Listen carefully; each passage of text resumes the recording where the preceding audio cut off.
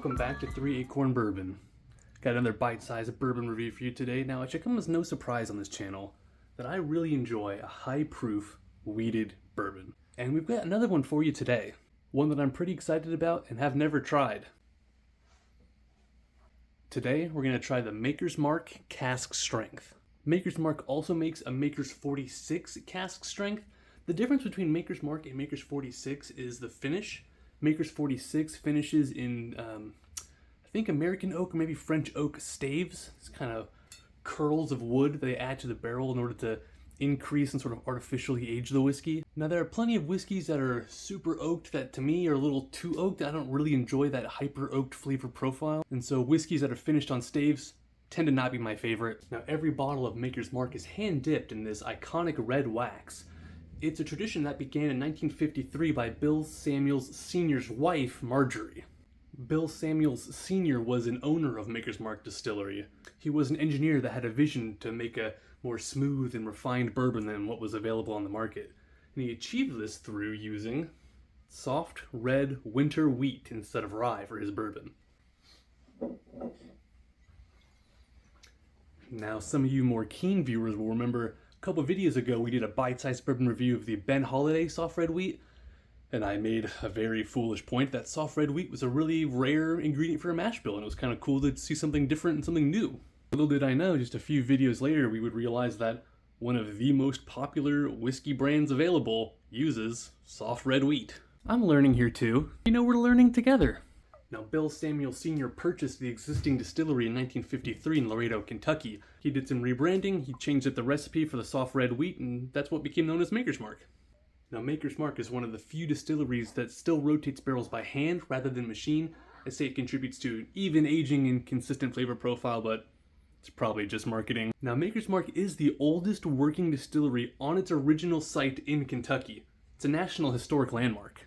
And the last cool thing you might not know about Maker's Mark is the distillery, it's actually an arboretum. They have over 275 different species of trees on the grounds. That's pretty cool. Though I suppose you wouldn't want to be an American oak tree.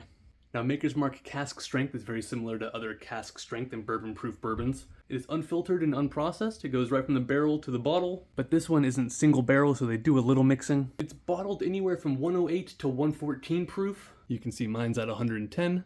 And unlike a lot of limited edition cask strength barrel proof bourbons, Maker's Mark Cask Strength is available year round. So if you like it, it's always available. Alright, we covered the distillery, covered the bourbon. Let's get into the tasting notes.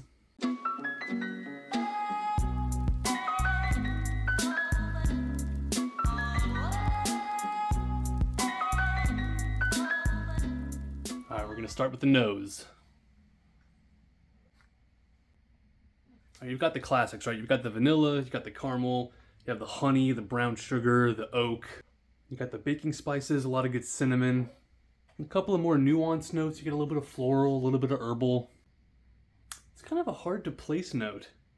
It's almost like an unfiltered Keller beer, like a yeasty, almost like kind of Play-Doh. I mean, really, really faint. The aroma's delicious. I think it's unique. It's sweet, it's well balanced. I mean, not really any ethanol. You're not really aware of the proof, although that might change on the palate. Let's give it a shot. Alright, so the old gang is there, right? You get the caramel, you get the vanilla, you get the oak, you get the cinnamon and baking spice. That's all present. But it's a really unique flavored whiskey. It's almost like a thyme and rosemary loaf of sourdough bread. You also get that molasses, that darker sugar, that brown sugar. And you also get some dark fruits. I'm getting a little bit of plum, some dark cherry, and like a little splash of citrus. It's pretty good. I'm bummed out to say I don't think I like it as much as the Ben Holiday. Certainly not as much as the Weller 107 or the Pappy. I was kind of hoping maybe I could just budget my way out of buying expensive bottles. It's certainly good, but it can't be a replacement for those bottles. Now, the palate is decidedly sweet, but a lot of that sweetness seems to fade on the finish, which is to be expected. I'd say the finish is medium, maybe medium long. The proof really never makes itself known. You don't get a lot of ethanol on the nose.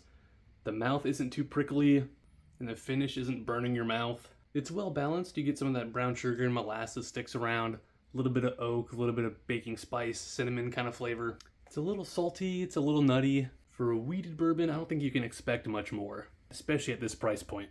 I think it's a delicious, probably go-to sipper for a lot of people who like cask strength wheated bourbons. But unfortunately, I just can't recommend this as a replacement for the Weller 107 Antique or a bottle like that. Now, if you can get the Ben Holiday soft red wheat, that one might be a good replacement. Alright guys, that's all I wanted to cover today. Another cask strength wheated bourbon.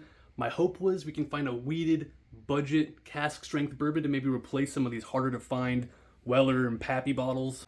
I don't think we found it here, but I'm still very happy with this bottle.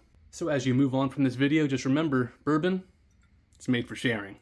Open your bottles, make some memories, kiss a sleeping baby, and I'll catch you in the next one.